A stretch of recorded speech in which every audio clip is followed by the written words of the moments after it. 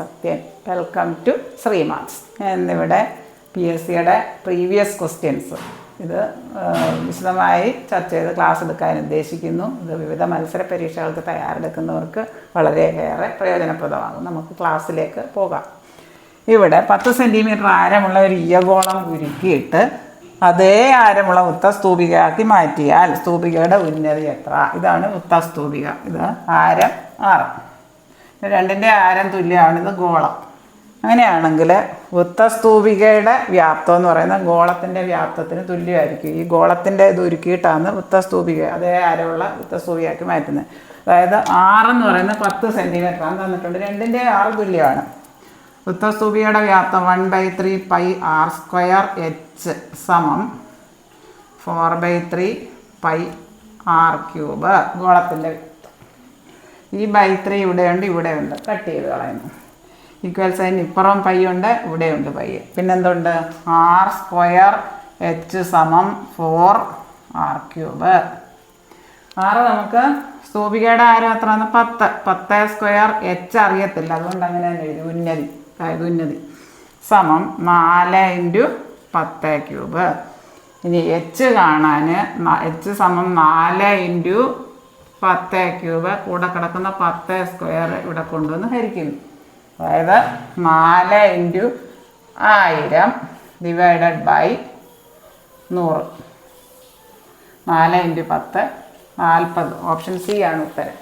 ഇവിടെ 10 സെൻറ്റിമീറ്റർ ആരമുള്ള ഈയഗോളം ഉരുക്കിയിട്ട് അതേ ആരമുള്ള ഒരു വൃത്തസ്തൂപികയാക്കി മാറ്റിയാൽ സ്തൂപികയുടെ ഉന്നതി എത്ര? ഇത് വൃത്തസ്തൂപിക, ഇത് ഗോളം. അതായത് വൃത്തസ്തൂപികയുടെ വ്യാപ്തം എന്ന് പറയുന്നത് ഗോളത്തിൻ്റെ വ്യാപ്തത്തിന് തുല്യമാണ്. ആരം സെയിമാണ് തന്നിട്ടുണ്ട്. 1/3 πr² വെച്ചാണ് സ്തൂപികയുടെ വ്യാപ്തം. സമം ഗോളത്തിൻ്റെ വ്യാപ്തം 4/3 πr³. പയ്യും ഒരുപോലെ ഉണ്ടായതുകൊണ്ട് കട്ട് ചെയ്തു. ഇവിടെ /3 ഉണ്ട്, ഇവിടെയും /3 ഉണ്ട്, അത് കട്ട് ചെയ്തു. പിന്നെ r², 6 10 തന്നിട്ടുണ്ട്. ഇതിൻ്റെ രണ്ടിൻ്റെ ആരം തുല്യമാണ്. 10² h സമം 4 × r³ 10³ h സമം 4 × 10³ ഡിവൈഡഡ് ബൈ കൂടെ കിടക്കുന്ന 10² കൊണ്ട് ഹരിക്കുന്നു. 4 × 1000/100 സമം 4 × 10 40. ഓപ്ഷൻ സി ആണ് ഉത്തരം. 36 സെൻറ്റിമീറ്റർ³ വോളിയമുള്ള ഒരു ഗോളത്തിൻ്റെ ആരം സെൻറ്റിമീറ്ററിൽ എഴുതാനാണ് പറഞ്ഞേക്കുന്നത്. അതായത് ഗോളത്തിൻ്റെ വോളിയം കാണാനുള്ള ഫോർമുല 4/3 πr³. അതായത് 36 π 4/3 πr³ എന്ന് പറയുന്നത് 36 π ആണെന്ന് തന്നിട്ടുണ്ട്. വോളിയം തന്നിട്ടുണ്ട്. ഈ പയ്യും അങ്ങ് കട്ടാക്കുക. 4/3 r³ വില 36. r³ വില 36 കൂടെ കിടക്കുന്ന 4/3 ഇവിടെ കൊണ്ടുവന്ന് ഹരിക്കുക. r³ കൂടെ കിടക്കും. അത് 36 ഗുണം ഇത് തിരിച്ചിട്ട് ഗുണിക്കുക 3/4. അതായത് 9 × 3 27 വരും. r³ വില 27 എന്ന് പറഞ്ഞാൽ 3³ ഇവിടെ കൃത്യങ്ക നിയമം അനുസരിച്ച് പവേഴ്സ് രണ്ടും തുല്യമായാൽ ബേസ് തുല്യമായിരിക്കും. അതായത് എക്സ്പൊണൻഷ്യൽ തിയറി 6 സമം 3.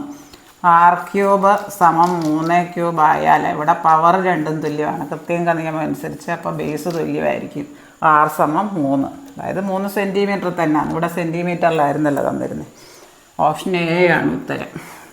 ഗോളത്തിൻ്റെ വോളിയം കാണാനുള്ള ഫോർമുല 4/3 πr³.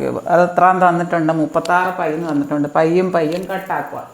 അപ്പോൾ r³ സമം 4/3 r³ സമം 36.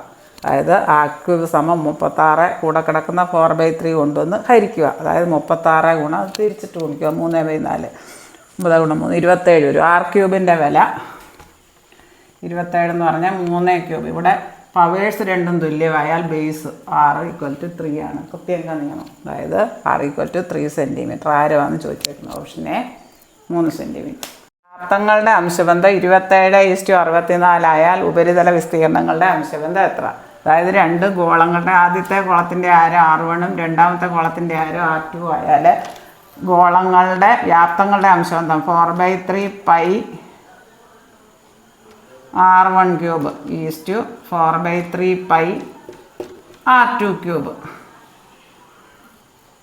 4/3 പൈയും 4/3 പൈയും കട്ട് ചെയ്യാം. അതിൻ്റെ അംശബന്ധം തന്നിട്ടുണ്ട് 27:64. അതായത് r₁³ ഈസ് r₂³ എന്ന് പറയുന്നത് 27 എന്ന് പറയുന്നത് 3³ ഈസ് 4 ക്യൂബ്. അപ്പോൾ ഇതിൽ നിന്നെല്ലാം ഈ ക്യൂബ് അങ്ങ് കട്ട് ചെയ്താൽ മതി. R1 cube is to R2 cube എന്ന് പറഞ്ഞാൽ 3 ക്യൂബ് ഈസ് ടു 4 ക്യൂബ് ആണെങ്കിൽ ഇതിൽ നിന്നെല്ലാം പവർ അങ്ങ് കട്ട് ചെയ്യും. R1 ഈസ് ടു R2 എന്ന് പറയുന്നത് 3:4 ആണ്.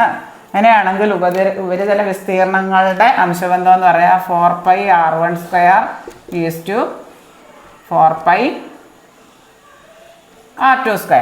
4π കട്ടാകും. Equal to R1² is to R2². അതായത് R1 ഈസ് ടു R2 എന്ന് പറയുന്നത് 3:4 ആണെങ്കിൽ R1² ഈസ് ടു R2² എന്ന് പറയുന്നത് 3² ഈസ് ടു 4². അതായത് 9:16 ആണ്. ഓപ്ഷൻ സി ആണ് ഉത്തരം. ഇത് രണ്ടും വ്യാപ്തങ്ങളുടെ അംശബന്ധം തന്നിട്ടുണ്ട്. 4/3πr1³ ഈസ് ടു 4/3πr2³ എന്ന് പറയുന്നത് 27:64 തന്നിട്ടുണ്ട്.